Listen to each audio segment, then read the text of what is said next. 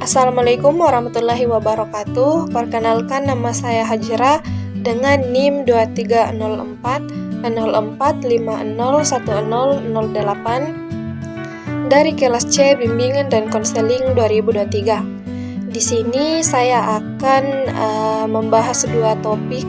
Yang pertama yaitu konseling dan psikoterapi, dan yang kedua yaitu hubungan terapeutik.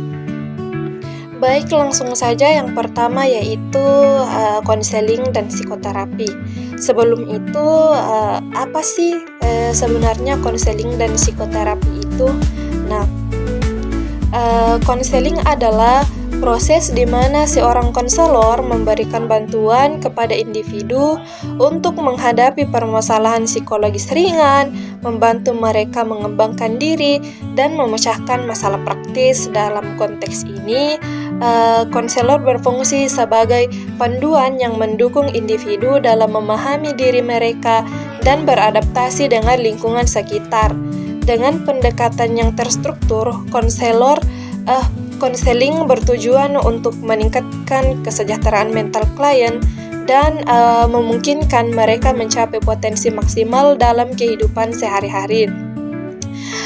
Nah, konseling ini berfungsi sebagai bantuan yang diberikan oleh seorang konselor untuk mendukung individu dalam menghadapi permasalahan psikologis ringan serta membantu mereka mengembangkan diri dan memecahkan masalah praktis. Dalam proses ini, konselor memberikan bimbingan yang memungkinkan individu untuk memahami diri mereka lebih baik, mengatasi tantangan yang dihadapi, dan merencanakan langkah-langkah ke depan. Nah, dengan demikian, layanan konseling tidak hanya berfokus pada penyelesaian masalah, tetapi juga pada peningkatan kualitas hidup dan kesejahteraan psikologis individu. Dalam konteks teknik konseling, khususnya pada tahap eksplorasi masalah di mana konselor itu perlu menguasai keterampilan seperti empati, mendengarkan secara aktif, dan merespon dengan tepat. Nah, dengan menerapkan teknik-teknik ini, konselor dapat menciptakan lingkungan yang aman dan nyaman bagi konseli, sehingga mereka lebih terbuka dalam mengungkapkan perasaan dan permasalahan yang dihadapi. Hal ini sangat krusial untuk mencapai tujuan konseling yang efektif, yaitu membantu individu meraih kesejahteraan dan mengatasi tantangan hidup mereka. Nah, kemudian psikoterapi. Psikoterapi adalah proses yang lebih mendalam dan sistematis, digunakan untuk menangani gangguan mental atau emosional yang lebih berat. Dalam pendekatan ini, terapis membantu individu mengeksplorasi dan memahami akar permasalahan yang dialami, serta memberikan strategi untuk mengatasinya. Nah, proses psikoterapi ini melibatkan teknik-teknik yang dirancang untuk mendukung individu dalam mengatasi tantangan psikologis, meningkatkan kesejahteraan mental, dan mencapai perubahan positif dalam hidup mereka. Nah, dengan demikian, psikoterapi berfungsi sebagai alat penting dalam pemulihan dan pengembangan kesehatan mental yang berkelanjutan. Selanjutnya yaitu karakteristik konseling dan psikoterapi. Nah, konseling sendiri ini adalah suatu proses yang bertujuan untuk membantu individu menghadapi masalah atau tantangan dalam hidup mereka. Salah satu karakteristik utama dari konseling adalah fokus pada masalah yang saat itu dihadapi oleh konseli. Nah, konselor ini bekerja sama dengan klien untuk mengeksplorasi situasi terkini dan mencari solusi praktis.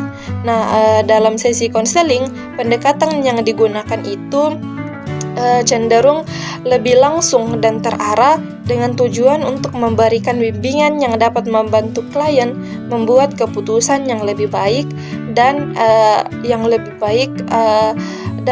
terarah untuk hidup mereka. Selain itu, konseling seringkali bersifat pendek dan terfokus. Nah, beda lagi jika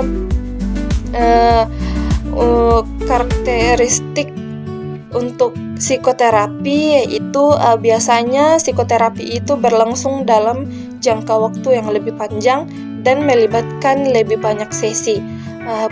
Di mana proses ini itu mungkin memungkinkan klien untuk melakukan refleksi yang lebih mendalam dan mengembangkan kesadaran diri.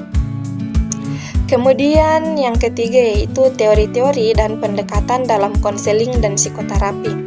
Nah, kalau dalam konseling itu terdapat teori yang pertama yaitu teori psikoanalisis, di mana teori psikoanalisis yang dikembangkan oleh Sigmund Freud berfokus pada pengaruh bawah sadar dalam membentuk perilaku manusia. Nah, menurut teori ini, sebagian besar tindakan dan emosi kita itu dipengaruhi oleh pengalaman masa lalu yang terpendam dan ketidaksadaran. Nah, Freud mengemukakan bahwa konflik antara berbagai bagian dari kepribadian seperti id atau naluri, ego atau rasionalitas, dan superego atau moralitas memainkan peran penting dalam membentuk perilaku individu. Teori yang kedua yaitu teori behaviorisme, di mana teori ini berfokus pada pengaruh lingkungan terhadap perilaku manusia, menekankan bahwa semua tindakan adalah hasil dari pembelajaran. Kemudian, teori yang ketiga ada teori Gestalt. Teori Gestalt yang dikembangkan oleh Fritz Perls menekankan pentingnya kesadaran saat ini dalam proses konseling. Nah, pendekatan ini berfokus pada bagaimana konseli merasakan dan mengalami hidupnya di sini dan sekarang.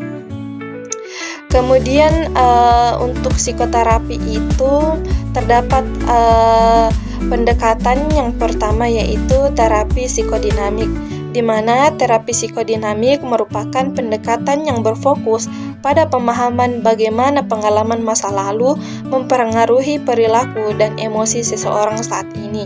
Kemudian terapi yang kedua yaitu terapi kognitif yang berfokus pada bagaimana pola pikir seseorang mempengaruhi perasaan dan perilakunya. Kemudian terapi yang ketiga yaitu terapi perilaku yang menekankan perubahan tingkah laku sebagai cara untuk mengatasi masalah psikologis. Kemudian terapi yang keempat ada terapi eksistensial, di mana terapi ini berfokus pada pencarian makna hidup dan pemahaman tentang keberadaan individu. Nah, kemudian terapi yang terakhir yaitu terapi humanistik, di mana terapi humanistik adalah pendekatan yang menekankan pentingnya pengembangan diri dan potensi individu. Dalam terapi ini, konseli dianggap memiliki kemampuan untuk memahami diri mereka sendiri dan membuat pilihan yang positif. Bahasan yang kedua yaitu hubungan terapeutik. Langsung saja yang pertama, konsep dasar hubungan terapeutik. Menurut Gelseo dan Carter, hubungan terapeutik atau yang juga dikenal sebagai aliansi terapeutik merupakan suatu ikatan profesional yang terbentuk antara konselor dan konseli yang mencakup 3 komponen yang saling terkait dan berinteraksi secara dinamis, yaitu aliansi kerja atau working alliance yang merupakan kesepakatan dan kolaborasi aktif antara konselor dan konseli mengenai tujuan dan tugas terapi.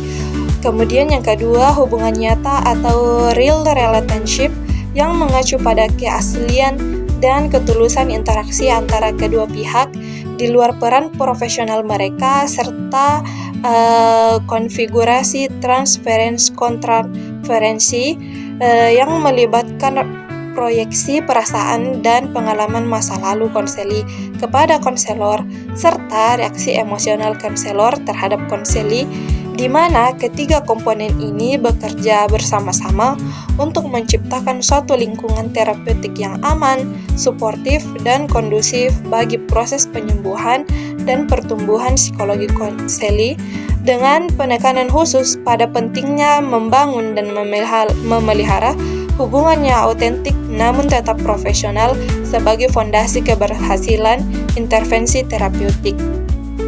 Kemudian yang kedua, karakteristik hubungan terapeutik. Yang pertama yaitu empati dan pemahaman, di mana empati dan pemahaman ini merupakan kemampuan konselor untuk memahami secara mendalam perspektif dan pengalaman konseli dari sudut pandang konseli itu sendiri. Nah, ini itu melibatkan kemampuan untuk masuk ke dalam dunia konseli secara emosional dan kognitif sambil tetap mempertahankan objektivitas profesional.